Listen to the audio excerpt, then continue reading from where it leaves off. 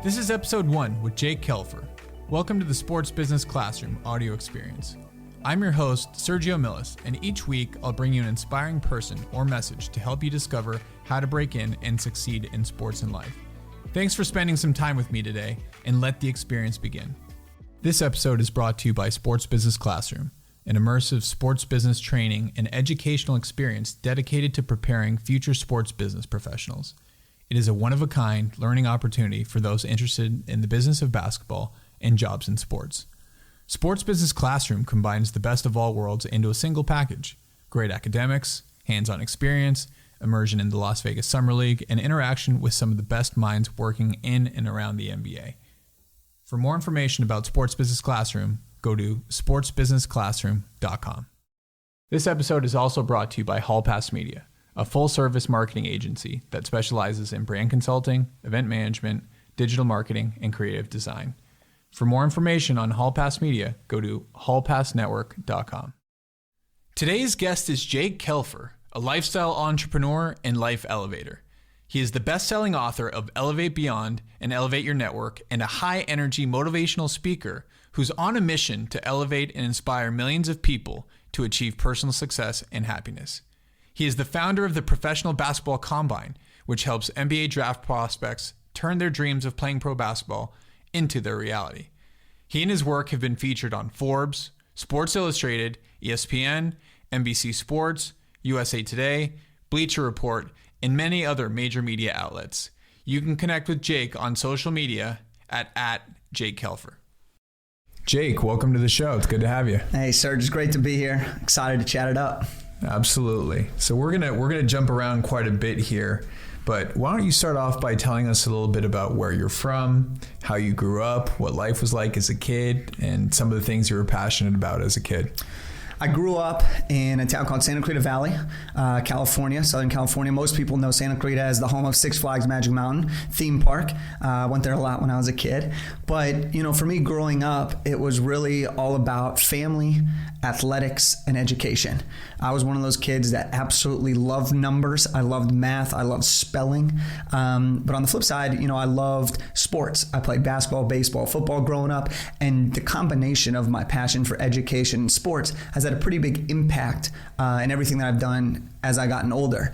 After I went to high school, I ended up deciding to pursue education over athletics by attending the University of Southern California, so our alma mater. Fight on. And had a great run there, and it's jump-started my career. It was a pretty great launch pad. Absolutely. So let me ask you, why did you decide to go to USC? So I'm actually the seventh person in my family to attend USC. My mom went there. My mom was a professor there. My grandfather was the dean of cinematography school. So, growing up, it was USC, USC, USC. That was the dream school. It didn't matter where else I got in. It was going to be USC if I got in. And if not, we'd figure the rest out. So you were a pretty good student growing up? Great student. Okay. Now, when you got to USC, did you have any idea what it is you wanted to do with your life? Yeah, look, as a 5'8" white Jewish kid growing up in the suburbs, the dream of playing in the NBA gets cut short a little bit earlier than I would have liked to. So when I got to USC, I said, you know what, I'm smart. I understand numbers. I understand money a little bit. I want to be an agent, thinking that, like a lot of kids, that was the path that I wanted to go down. And so at USC, I made that my priority. So as a business major, sports media studies minor, I did everything that I could to start to navigate my path down to being an agent, so that when I graduated, I would set myself up for that opportunity following the 4 years at USC. So you said you did everything you could while you were at USC to set yourself up on that path. If you could, for our listeners, talk a little bit about the different things you did while you were there. So the first thing I did was I got involved. And I didn't know when I first got to school what I needed to do to get involved, but I actually joined a fraternity because I was like, if I could have 100 new friends and people 4 years older than me that might be in the sports industry, I could learn from them and be a part of this family, this team, since I wasn't playing sports anymore. But the other thing that I did was I jumped straight into the Sports Business Club. The Sports Business Association at USC was the premier organization organization for people wanting to break into sports business. So logically, if I want to break into sports business, I should join that club. And that was how I kind of kickstarted my intro into what it was going to take to be an agent. And throughout the 4 years that I was there, I made sure I held leadership positions serving as the president of the Sports Business Association. I made sure I applied for the best internships that I could. I made sure, though, that I really leveraged being a student at a prestigious school like USC in informational interview outreach, and really leveraged the fact that I'm a hungry student trying to just learn as much as I could before it was time to put the pedal to the metal and go start the career. Yeah, I mean, I think that's so important. I think a lot of students and people that I speak to think that just because they graduate college that they'll be able to get a job after school. And the truth of the matter is, depending on what school you go to, thousands and thousands of kids each year are graduating from that school, right? So I'm always interested in hearing how people separate themselves. You mentioned the Sports Business Association. Talk a little bit about that, how you got involved. You mentioned being in a leadership position. Just tell us about that experience and what that did for you. So the Sports Business Association for me was an avenue to get my feet wet. When I first joined, it was kind of something that I was like interested in, but I didn't really know what to expect. And the good thing about USC is there's a lot of people in the LA area that are able to come out and speak. And so I really made it a focus to talk to everybody that come and spoke to us as students. And as I got older, I started to leverage my position within the company or within the association as the president to create events to bring in all the people that I wanted to get to know, bring them in for one central event to provide all of our members with potential internship opportunities, networking opportunities. And because I was in charge of that, I could select the people that we wanted to go with my team of my executive board. And that enabled us to bring in and start events that brought in 15 different companies. And within each one of those companies, I was able to nurture a relationship that now 5 years out is still, building and building and building. Absolutely. For those of you listening, I mean, I can't stress this enough. Being in a leadership role for a student group at your university, like Jake said, highly underrated. I mean, it gives you access to all the top people you want.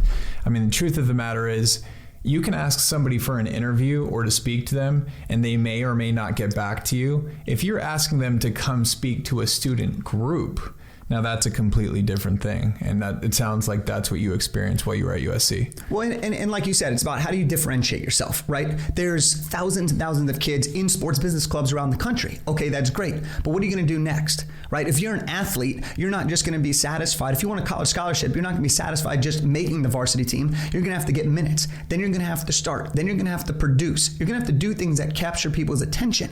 And the same thing goes for when we're talking about getting a job, right? We got to focus on, okay, I know where I want to go, but I don't know how to get there. So what are the few things that I can do? And it's getting involved at a young age, continuing to grow within the organization, being there for time. That's how you build respect. That's how you start to build your reputation, your resume. And then take it to that next level and do something that others aren't willing to do or are scared to do, because that's where you separate yourself amongst the rest of the population. Absolutely. I mean, it's all about separating yourself. But one thing that I was thinking about as you were saying all that, like, how did you figure out that those would be good things for you? Or did you just decide to just dive in because it sounded like a good idea? Well, I think there's two things for me that really led to that. And I think the first and foremost is my parents. So I'm very fortunate to have two amazing parents that have always supported me and loved me. And no matter what happens, I know I'll always have them to turn to, which I'm very, very grateful for.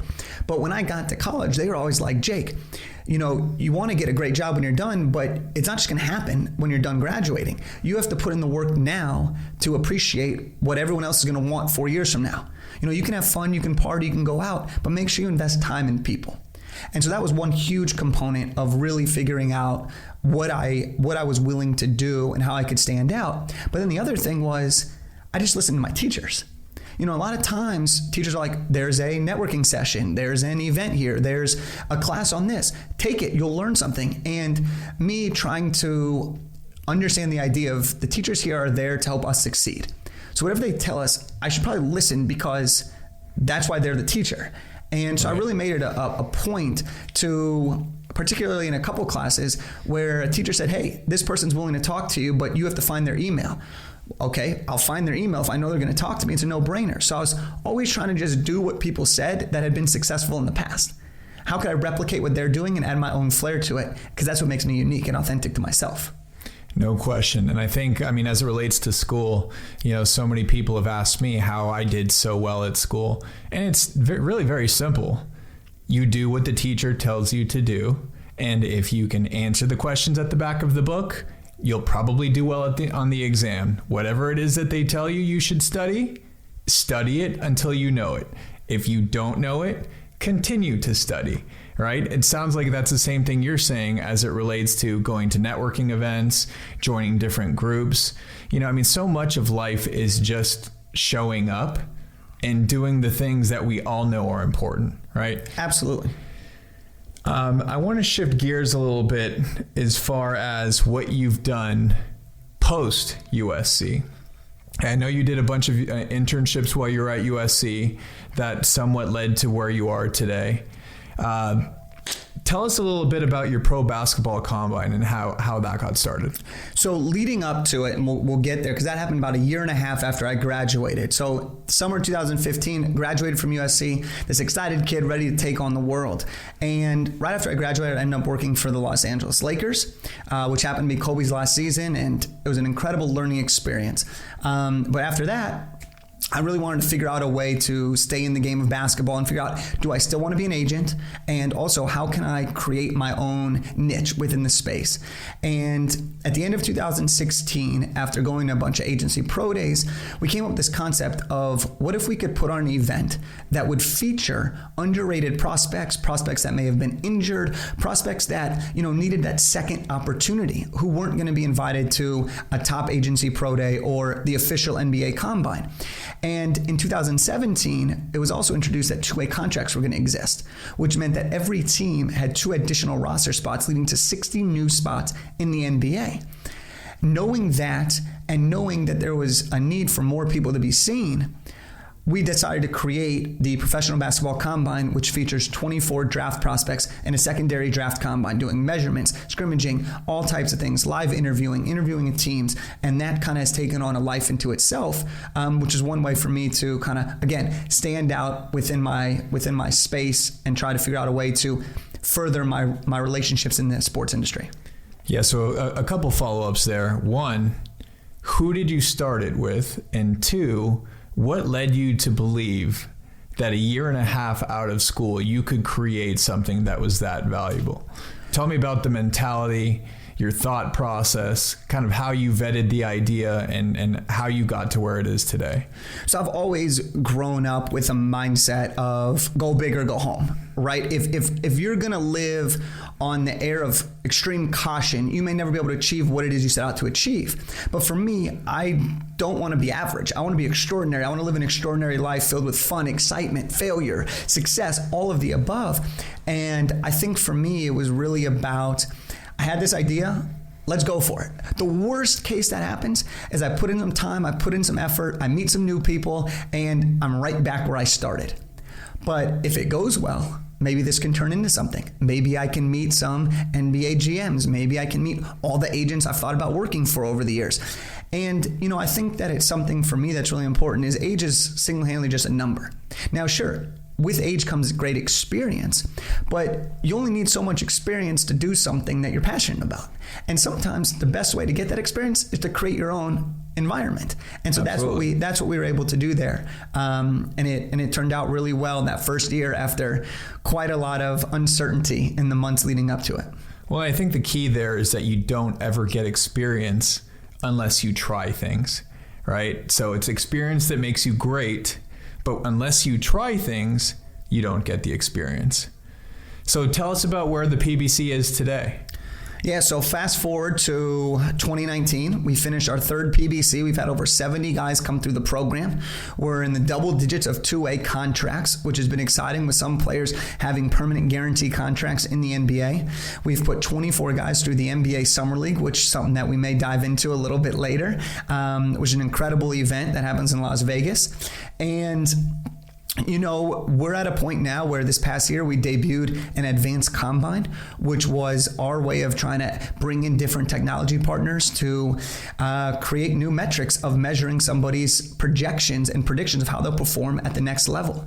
We've done everything from a player prospect development program, combining the in and out of the classroom atmosphere to really give these guys knowledge about their future and how they could succeed even on a G League salary or living in Europe or whatever it may be. So the PBC, is the place to be. And, we're hoping to continue to be a part of that and impact the basketball community in a positive way.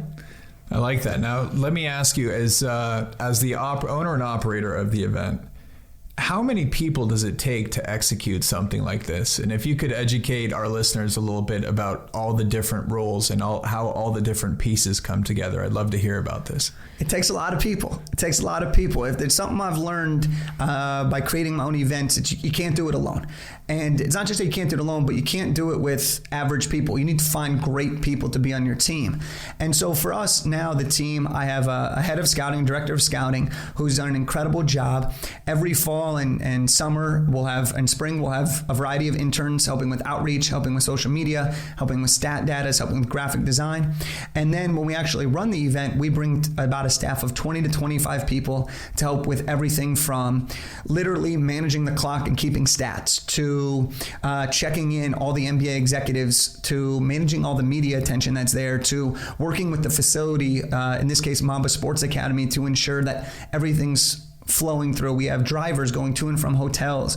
It's an operation because the thing that we pride ourselves on is being able to execute at the highest level and provide the greatest experience for the entities involved, the players, the agents, the teams, and the media. Yeah, you mentioned that you have a bunch of interns working for you. How is it that you found those interns, and what is it about those interns that really separated themselves, that said, okay, this person could add value to our event?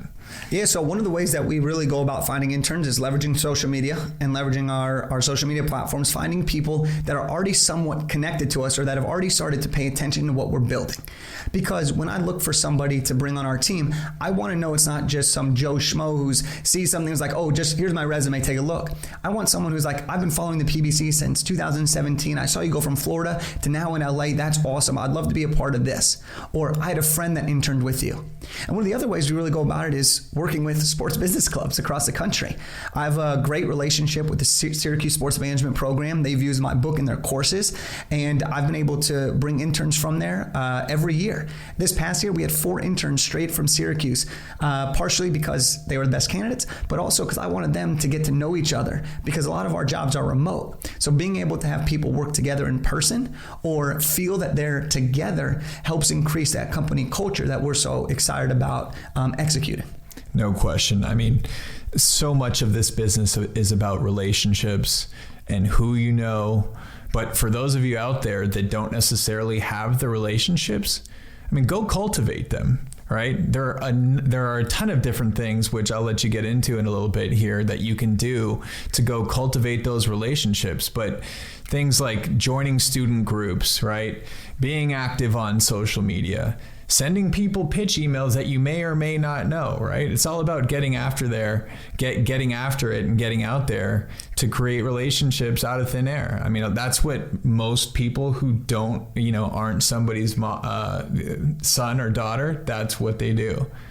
And that's how our relationship started. It is. I mean, there was, you went to USC, you were in charge of the Sports Business Association. I came across your name. I reached out to your company, ended up working an event for you guys back in college. Now here we are. It's been an incredible journey. But like you said, it all starts with a desire to want to build a network and then taking that first action to becoming committed to building that network. No question. So why don't you tell that story? It's a fantastic story about how you got involved with the NBA Summer League. Yeah, this is a great story. So we knew each other. We had worked Adidas Nations together, and I was still this young kid trying to find my place. And I believe it was right after my junior summer or my senior summer. It was a while back, but regardless, I said, Serge, I need to get some tickets tickets to the game or tickets to Summer League. Can I work it a little bit? And you're like, look, I don't know what we can do. I can't make any promises. But if you drive up tomorrow, come out, the least that we can do is give you a ticket. The best that we can do is maybe I'll have some things to do, so bring your computer. So that night, I packed my bag. I packed the biggest suitcase I had. I had a friend living in Vegas. I texted him, hey, I'm coming to Vegas. I got nowhere to stay. Can I please crash on your couch? It might be for 3 nights. It could be for 3 weeks. I don't know yet, but are you good? Are you down? And he said, absolutely. So the next morning, wee hours of the morning, I take my 2002 Acura. I hit the freeway. And as I'm on the freeway, the air conditioner goes out. Now, driving to Vegas in the summer, that's hot. It's about 110 degrees. I didn't know if it was warmer with the air off and the windows up or the windows down because it was just so hot out there. And after sweating through about 3 t-shirts, we finally get to Vegas. I come in, stand outside for about 30 minutes, waiting for you and someone else to come down and give me a ticket because you guys were busy. I mean, it's happening. And finally, come down, you get me a ticket, you say, hey, bring your stuff in, come sit up here. Goes by, I'm patiently waiting, and they say, hey, it's showtime, you ready to do something? And that one task turned into 26 days, I believe, in Las Vegas, working for NBA Summer League, and then another event following that after, and that kind of, I think, set the stage for what I was willing to do to be a part of your team as well as to be in this business. Absolutely. And it's stories like that I absolutely love, because so many people have some sort of an origin story as far as how they got into the business, right? I mean, the sports is not like every other business.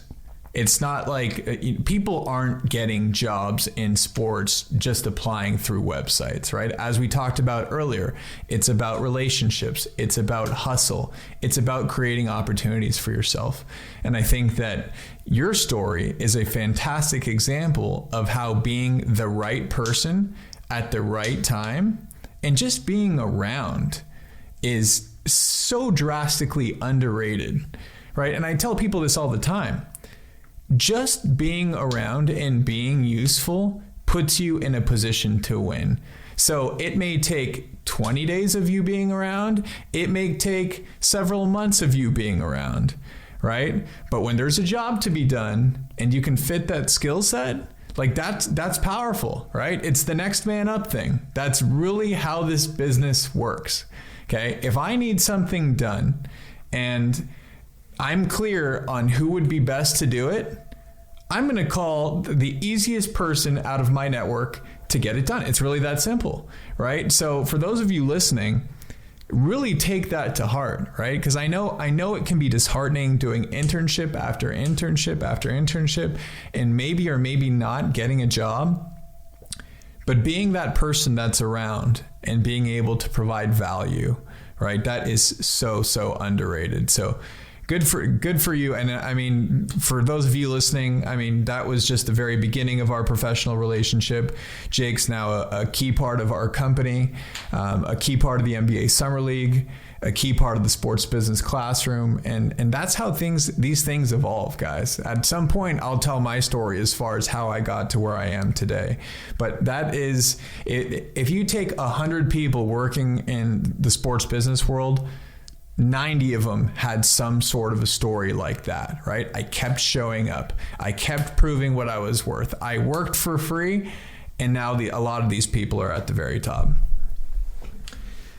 So Jake, you were talking about your book earlier, right? Tell us a little bit about your book. What inspired you? I mean, you said you were into athletics, you were into education, right? But as a 20-something-year-old, what made you think that you could write a book? And tell us a little bit about that process. For sure. I mean, again, it goes back to this idea of you're the author of your own story and you get to write the next chapter. You get to write whatever chapter it is. You don't know how the ending's going to go, but you can write the chapters along the way. And after I graduated, I was working for the Lakers. I was having a great time. I was in the corporate partnerships division as an assistant.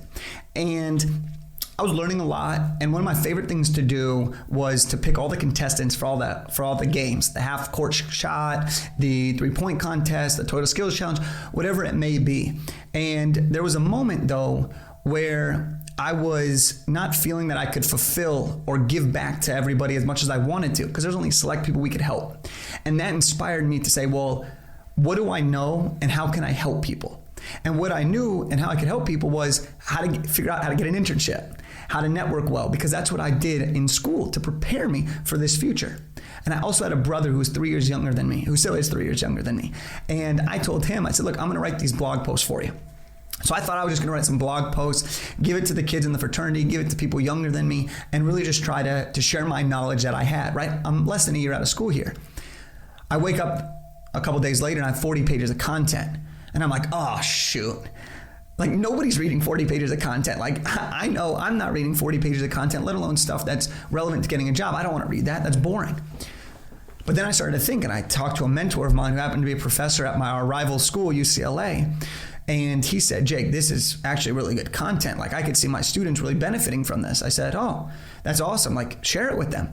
He goes, well, make this a real book. And I said, what do you mean? I just graduated college. Like, I can't write a book on how to get a job a year out of school. And he goes, Jake, it doesn't matter how old you are. What matters is the content that's in this book. That's what's going to drive the results and the impact that you want to have. So I come home that next night. I tell my parents, I go, Mom, Dad, guess what? They say, what, Jake? And they're probably like, you probably got another idea, huh? And I go, I'm writing a book. And they say, good for you. And that began the journey of writing my first book, which 6 months later, when Kobe Bryant retired, I retired from the Lakers, and I launched Elevate Beyond, which is how to discover your passion and staying out in the job market. That came out in 2016. And from there, it started to lead this life of now really combining education and athletics. How can I put everything together? And the time evolved. I started doing motivational speaking. I've written a second book called Elevate Your Network, which we can dive into. And now I'm studying the science of happiness and leveraging how do you define success in your own way that's going to lead to a life of fulfillment and happiness. Tell us a little bit about the book. Let's start with Elevate Beyond. So Elevate Beyond, it's broken down to a very easy way to read. And the goal behind this book was not only to give people a stepping stone to figuring out what they want to do in life and how to achieve it, but for really being able to pick it up whenever you need to. So we have a chapter on networking, on interviewing, on resume building, on using social media and storytelling to your job profile, as well as a bunch of success stories from people right out of school, a couple years out of school, that figured out a way to get into their path, whatever that may be. And what's been great about the book is people from all over the world have used it, and they've read it in ways that I didn't expect, in the sense that, oh, I have an interview coming up. Let me pull out Jake's book and read this section on interviewing. Let me come up with a couple questions that might be better than the ones I had prepared. Or, you know what, I need to beef up my resume. It's been 3 years since I switched jobs, or I'm switching industries. What am I supposed to say and how am I supposed to do it? And we feature a lot of my experiences as I went through this job process. But more importantly than that is knowing that I was so young and I didn't have all the answers, was asking people that were more successful than me that had done it. So a person from Morgan Stanley, a person from Apple, a professor from USC, a CEO of Movement Watches, a professional athlete. And I combined all their knowledge into sharing the best of, which has given people a way to combine experience with practical action. And that's how you really figure out a way to find what works for you in this job process. Right, no question. I think, you and I have talked about this before, but modeling, right? Finding people to model, right? The most successful people in the world, right? Success leaves clues, that whole thing. It's a highly, highly underrated thing that I think a lot of young people don't do these days, and that they should do, right? Because like I said, success leaves clues, right? The more that you replicate the habits and routines of successful people out there, the more like them you're gonna become, and it's more likely that you will become successful like they are. That's why I model myself after you. Hey. I learn from the best. But checks in the mail. Even still, as you get older, right? As you get older, it doesn't stop when you've quote unquote made it. The people that want to be at the highest level are always continuing to learn, right? So maybe it's right now, it's people trying to get a job. So then you learn from people that have a job. Maybe once you have a job, now it's learning from your general manager. Maybe you then become a general manager, but then it's learning from an owner, right? And depending on how you want to progress in your career, you're always going to have people that are smarter than you. And if you're in the room where you're the smartest person, you need to get out. It's the wrong room. It's the wrong room. So I think that that's just a great point, is you need to figure out what it is that you want. How do you, in your ultimate world, think about success? and use this job process as a way to get you there and learn from the people that have done it before you. Because that's the other thing about sports. Everybody who's done it is willing to give you help because everybody had help along their journey. No question. No question. So you mentioned success. We're going to jump back to a couple other things you said, but currently, what is your definition of success? I know that it's always evolving based on the different things you accomplish, but what does successful Jake look like right now? Successful Jake, I mean, it's one thing I think about a lot. I talk about it a lot, but if I had to narrow it down to probably one definition, I'll give you kind of two. One definition is having the freedom to do what I want, when I want, with who I want. So being completely in control of what I choose to do with my time, my money, my friendships, my relationships, everything. But I also think that when you think about the word success, I think that success is this pursuit of excellence, this pursuit of greatness, while at the same time enjoying the journey, enjoying the moment. Because a lot of times we get so focused thinking about where it is we want to go that we sometimes lose track of enjoying the ups and the downs along the way, because we're all going to have them. And so for me, I think it's that pursuit of excellence of where I want to go, because where I want to go, I have big ambition and I'm not there yet, but I'm in a great place and I want to continue to enjoy each moment that I have to get to where I want to be. No, I love that. Now, where you want to be, right? Obviously, there's a lot of steps. It's a journey of 1,000 steps. How do you make sure that you're getting better each and every day? Well, that's something that I've put a lot of effort and focus in. And to be honest, when I first started writing the books or even speaking or building the Combine, that wasn't necessarily my ultimate priority. It was just, how can I get this done? Because when I get it done, it's going to produce results. But now I'm really trying to focus on being in my morning routine, focus on daily habits, my goal setting, and really breaking down something so that I can say, this day I got better. And how I do that specifically is I have a task list every day of my big goals that I want to achieve. I prioritize my tasks. I set a weekly goal sheet, thinking of all the things that I'd love to get done this week. If I can get them all done, great. I make challenges for myself. I wake up at a certain time. I do all of these things that really help me stay on path, but also maximize my enjoyment while I'm doing them. Because I think that's a huge part to achieving personal happiness, is to enjoy the good things as well as the things that most people may not also appreciate. Absolutely. And I want to dive into a little bit of that. You said you have a task list and a goal list, right? Walk me through what that looks like. Are you writing that? Is that on paper? Is that digital? How many different tasks will you assign to yourself? Like, walk the listener through exactly what your process is when you do this stuff. Like, help the listener understand if you could. So every Monday morning, typically I'll do it in Monday morning. It's one of the first tasks that I do is I create the goal sheet and set my intentions for the week.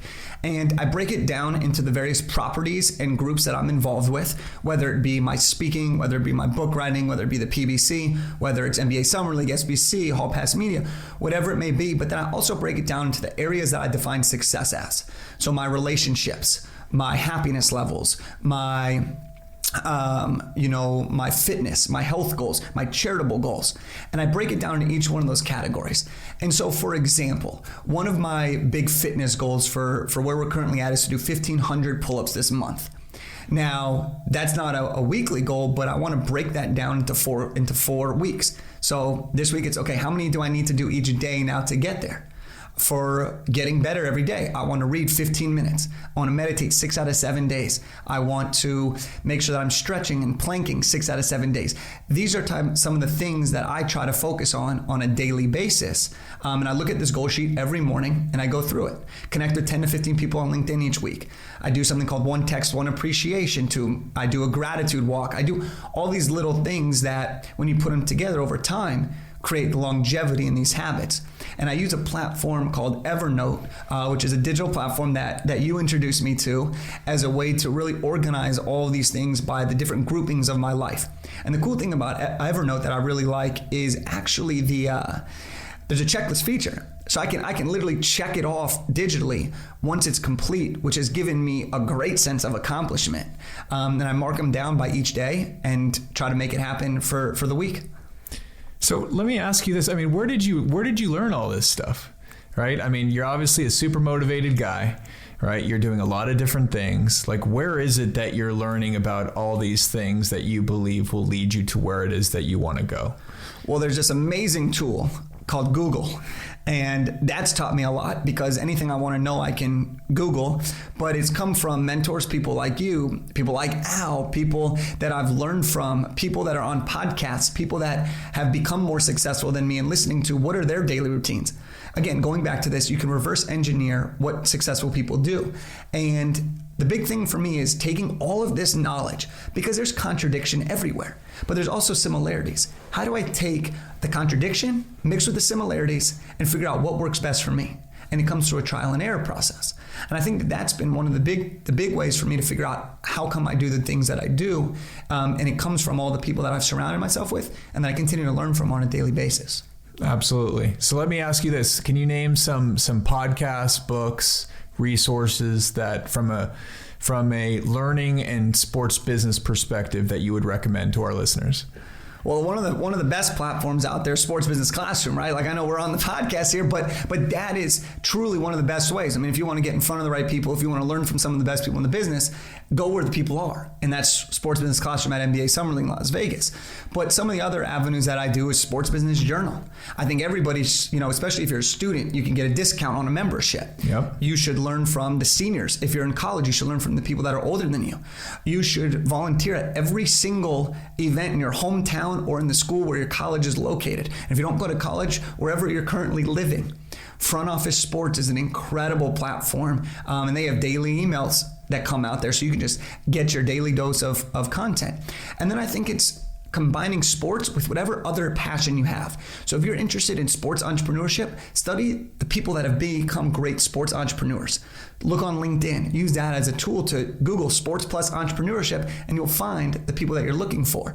Or if you're interested in sports technology, what companies are doing that really well? Or if you like certain teams, make sure you're following all them on social media. So it's surrounding yourself with an environment of where you want to go and figuring out what content resonates with you in the best ways. Yeah, no, and I couldn't agree more. It is about creating that environment where you're just encapsulated in just all of the things that you're trying to become, all the things that you're trying to learn, and all the things that you're going to be. And one thing that has been super important in my life is having good mentors, right? I've had the privilege and honor of being mentored by Albert Hall, by Warren Legary, by George Raveling. I mean, when I think about where I am today and who I've become, it is very much a product of my getting to stand on the shoulder of giants. Let me ask you this. Who are your mentors? Give me a few of your mentors. And if you could, just let the listeners know some of the different things that you've learned from them. Yeah, I mean, so first and foremost, you are one of my big mentors, and that's been a relationship that we've developed. We've talked about that story of how that relationship has evolved. And some of the things that I've learned from you is, if there's a problem, there's always a solution. So be a problem solver. And I think that's been huge in the way that I think about certain things, right? If I don't have the answer, I'll find it. I'm just going to have to figure out how to get it. And guys, just to interject, I mean, being a problem solver, okay, you are definitely going to get a job if you become a problem solver. I can tell you that much, that there is always room at our company for people who jump through hoops. Absolutely. If you can solve problems, you're going to be on your way to finding solutions. And if you can find solutions, it's typically going to be a net positive thing for the company or the person you're trying to impress, right? Another mentor of mine, I actually just saw her yesterday. She's someone that I really look up to. Her name's Heather, and she's the president of XFL Los Angeles. And she was the general counsel of Relativity Sports when I interned with them as a sports agency that I interned with in college. And I gravitated towards her because I thought that as a woman in such a high prestigious role at a company that was very male driven, I thought she did an incredible job of asserting herself, of being someone that people can trust. And she's a superstar. She was with LAFC and helped them launch it. And so she's someone as a sports entrepreneur, lawyer background that I've really looked up to and have learned from her in terms of go for the risk, shoot your shot. If you have the skills, you'll make it happen. And if you don't have the skills, problem solve, to find those skills to make it happen. Exactly. And then, something that I think a lot of people don't always think about, but a lot of the mentors that I've had are sometimes the people that have worked for me as interns, or some of the people that have been on my exact same level as I go through the rise of the ranks, as you want to say, because I'm learning what they're learning. I'm connecting with the right people, and I'm constantly trying to give what I've learned to those people, making me a better teacher in the process. Because the more you teach somebody, the better you actually understand it. The more you understand it, the better you're able to execute upon those things. So I would say that those are some of my mentors, some of the people that I've looked up to.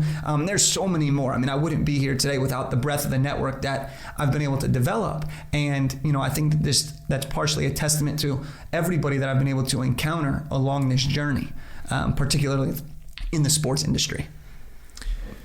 So I want to dive into something you were talking about earlier, and you were talking about charity and giving and wanting to help people. Like, where do you think that originally came from? I know at this point you've got a ton of momentum. You're speaking to large audiences. You have your book. You've impacted a whole bunch of people. But from the very beginning, where is it you think that intrinsic drive came from to lead you to do the things that you started doing? When it comes to charity, it's definitely something that my parents instilled at a young age. They said to be kind, treat everyone with respect.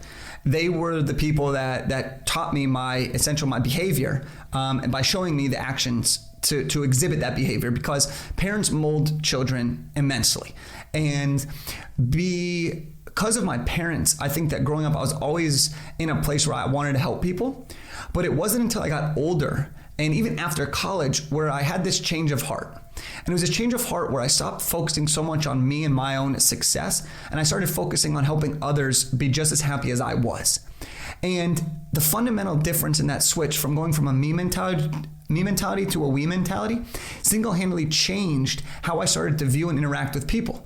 And then I started to look back on all these experiences that I had, and one thing led to the next. And now one of the greatest ways that I'm fulfilled in my life is by giving to other people. And there's studies shown that when you give to others, there's a study shown where they give you money and they say you can spend on yourself or somebody else. The people that spend the money on somebody else are, in turn, intrinsically happier people. And so that gift of fulfillment of giving to somebody else without expecting anything in return really does good for your well-being. And so now what we created was what we call the 2019 Giving Challenge. And every month for the entire year of 2019, we're going to pick a charity because a friend wants it, someone's family suffering from it, whatever it may be, a charity that reaches out to us, and we're going to just raise $100. It's nothing crazy, but it's something that gets us started. And we're halfway through the year and we're well over $1,800, which is a testament to the amazing support that we have on social, but really just the amazing support of people that we want to help. We just need sometimes the opportunity. And for me, that's become a great way for me to stay fulfilled and to give back, even if I can't give $100 every month myself, but I can give my time, my energy, my effort, my mindset, my mentality. And that's helping create this environment, this following, this group of people that want to be a part of something bigger than just themselves. No, that's amazing stuff, Jake. And I think, one of the keys there is to be able to give, you have to grow to be somebody that can give, right? And so by doing that, you've established yourself as a leader. And I know that just seeing it from afar and witnessing what you've done, it's definitely made me super proud. So kudos to you and everything you're doing. You're definitely impacting a lot of people, whether it's through money, through your talks. It's really great stuff. And, I know that as time goes by, your influence will continue to grow. But talk about what's your current charitable challenge that you have going on right now? So right now we're raising money for the Luke Strong Foundation, which helps families with sickle cell disease. Okay. And it was introduced through a friend of mine.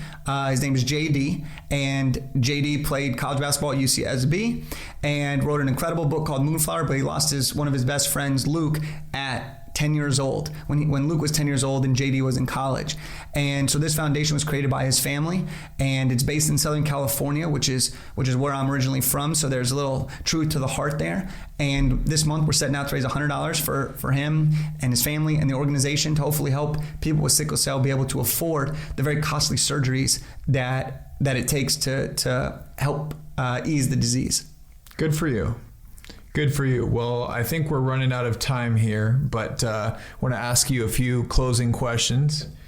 Tell me about something that you've learned in the past month, if you have something that has completely changed your worldview or your perspective on things. So right now, a huge area of focus for me is on happiness and studying the science behind it. And it's something that I've been working really hard to as I prepare to launch a course on happiness. But one of the biggest things that I've been able to take away, and this is from one of the world's leading positive psychologists, is she said that happiness is actually 40% of what you do, 10% of your circumstances, and 50% genetic. Wow. Just listed. So regardless of where you stand out currently or what your set point is, there's 40% that you can control. And we can control that through doing a sequence of events. And so the 5 things that I would say that have really become ingrained into me is to express gratitude in some form, to journal, to exercise, to meditate, and to do random acts of kindness. Those 5 things, coupled with this ideology of learning happiness, has probably changed the trajectory of my life and hopefully millions of people's lives forever. So tell me a little bit more about the journaling and gratitude. What is the process behind that? So for me, gratitude, and you can express gratitude in a lot of ways, but something that's very important to note is gratitude, people think saying thank you. That's just basic gratitude. What you want to do when you express gratitude is you want to be thankful and clear your mind in the present. So when I do gratitude, every morning when I wake up, I do 3 things that I'm grateful for. It could be things like my family. It could be things like the microphone that we're talking into because we're so blessed to have that. It could be hot water when I take a shower, or cold water if you do cold plunges. But it could be whatever you want to be, and it's being intentional with your gratitude. I also do things called gratitude walks, where I'll take a walk in the middle of my day, walk around the office, walk around my apartment, my home office, and I'll just think about all the things that I'm currently grateful for. Or I'll look around and say, what am I grateful for in this very moment? And then when it comes to journaling, there's no right way to do it per se. But for me, what I found is the best way to journal is to write down one positive experience that's happened in the last 24 hours. Because not only am I going to become a better writer by focusing on specific details, trying to expand on the memory of that experience, but I'm also priming my brain in the process to start looking for these positive experiences so that when my mind sees it, it will know that it's going to be a positive time. And so those are how I journal and how I do gratitude. And there's much more to it, but those are some actionable takeaways that if you want to start doing either of those things, you can go approach it that way. And do you have any other resources that people could access or go to that might list different habits, routines, just things to look into as far as what some other successful people do? Well, I think books here are going to be my go-to. I think that Sean Acor has one of the greatest books on how to live a happier life called The Happiness Advantage. I think there's an incredible book by James Clear called Atomic Habits that's really, really great for building specific habits. And, pretty soon here, the course Elevate Your Happiness, 4 Weeks to a Happier Life that we're producing is going to be a good resource for everyone else. There you go. We haven't even gotten into books yet. Have not. Well, why don't we jump in real quick? I mean, our time is running out here, but tell me about the top 2 or 3 books that have had an impact on your life that you recommend. Let's say every college student read. Give me the books that have most impacted your life. That is a loaded question because I love reading, and I think there's so many different books that have played a big part into where I'm at today. But I would say there's a book. God, there's so many books. I love the author John Gordon. I would say that John Gordon has been one of the authors throughout his books that I highly recommend people to read. John Gordon writes a lot of fable-based stories on non-fictional messages, which are really great because you can power through them, but you can also feel the energy that comes through that. Then there's other books, Tim Ferriss's 4-Hour Work Week, Tim Ferriss's Tools of Titan, Tim Ferriss's Tribe of Mentors. All 3 of those books have extraordinary takeaways, especially for people that are trying to figure out what it is they want to do and how they can impact the world on their standpoint. And then there's a million other books that we could dive into. Yeah, and I can attest to the Tim Ferriss books have definitely had a huge impact on my life, simply because many of his books just break down some of the top habits of the top performers in the world.